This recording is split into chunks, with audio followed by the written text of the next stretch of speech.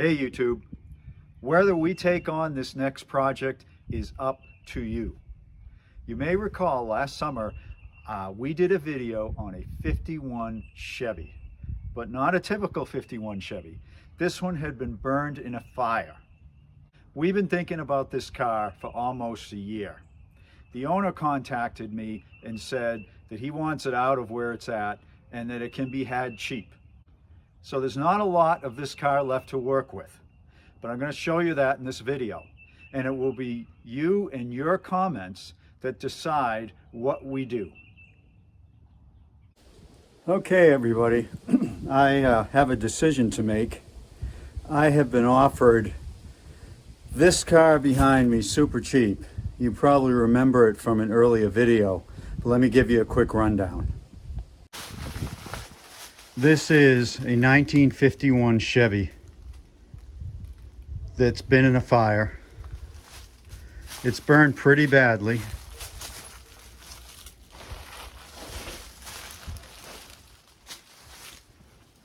However, structurally, the roof really isn't that badly bowed. A little bit. The glass is completely gone.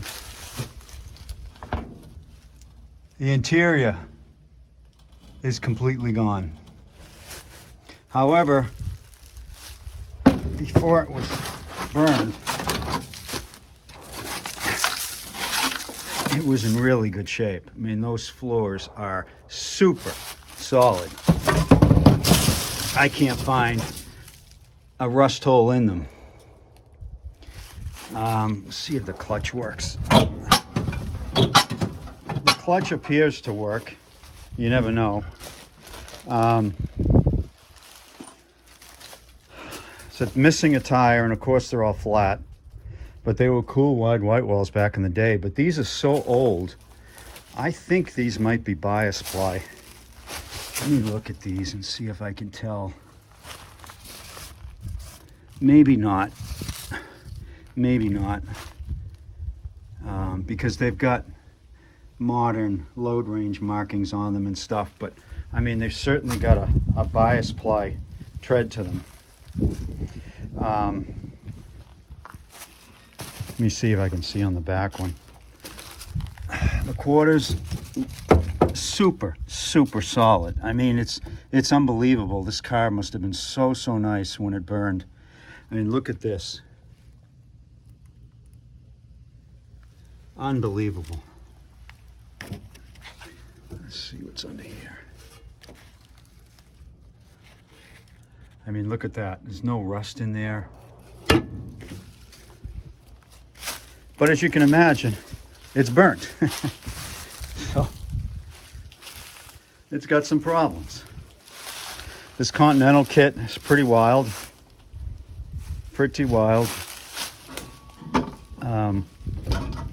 Honestly, I don't like it very much, but it's there.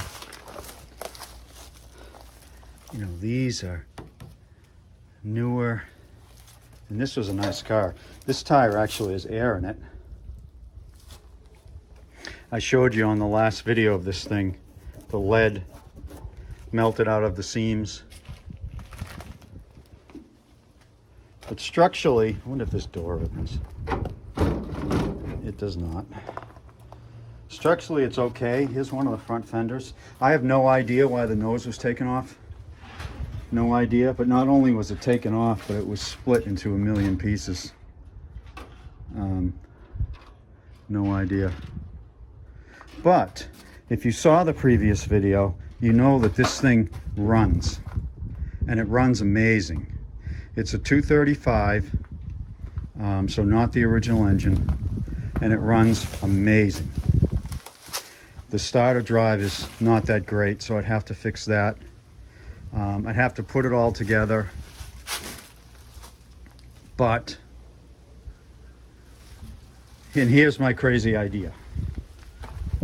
What if I just put it back together, got it running and safe, and drove it like that? Now, I would like to know what you think. Am I crazy? Is it too much work? Am I spending time on something that won't be worth anything? Well, that much I know. I know already. But wouldn't it be cool? I mean, talk about bringing a car back from the dead. Wouldn't it be awesome? I'd have to get glass, obviously, at least a windshield. But that stuff's easy to get. I mean, I think you can get a glass kit for like $300, which it's not trivial, but it's also got a stick shift on the floor. Probably a 3-speed. But it works great. I mean, that works fantastic. And a pile of parts. The teddy bear wants me to do it. Here's the other door, very badly burnt. The door handle is gone. At first I thought somebody took that door handle off, but then I noticed this. It had a spotlight, and the spotlight is just melted away. Here's the hood, the other fender. Look at that. The fire burnt right through the hood. Again, that's a bummer, but it sure would be cool to get it running and put it on the road like that. But if you think I'm crazy, look at that. That's one of the hood springs. That's super important. If you think I'm crazy, tell me, because I'm on the verge of doing it. It does need a seat. This one looks like it's just too far gone. I thought maybe it was savable, but that looks like it was the top of the back seat. The rest of the seats aren't even here. Don't know where they might be, but they're not here. You know, and it's going to be a learning experience too. Like, what's this thing? I don't know. I'll have to figure that out.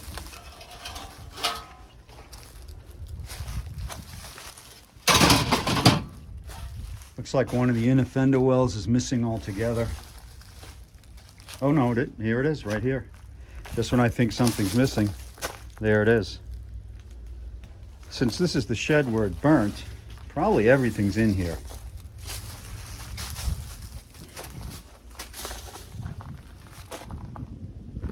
What's this? Oh, that's a piece of the shed itself. Look at even trim rings. I don't know what this is. Is this part of it? No, that looks like it's part of a stove. But this is part of it, and I know exactly where that goes.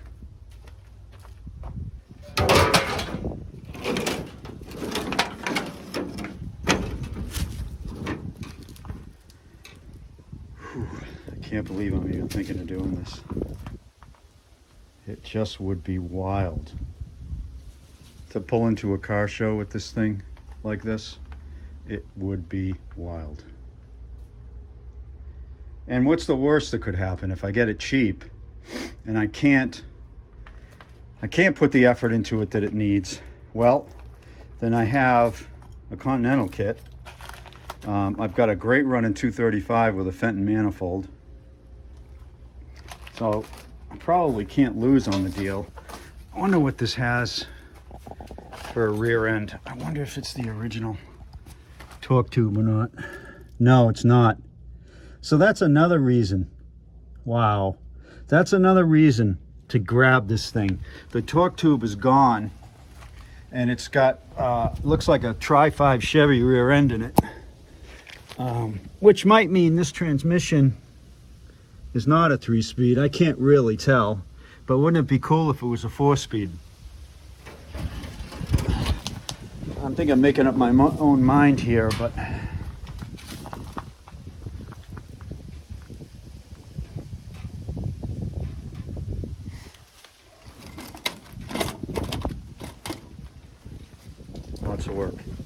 lots of work, but I know it runs, and it runs good.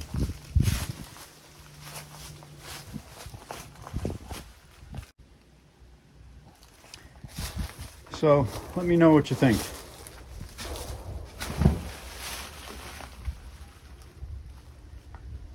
should I get this thing out of here or not. If I don't, I think it's going to the junkyard, which just pains me. It pains me.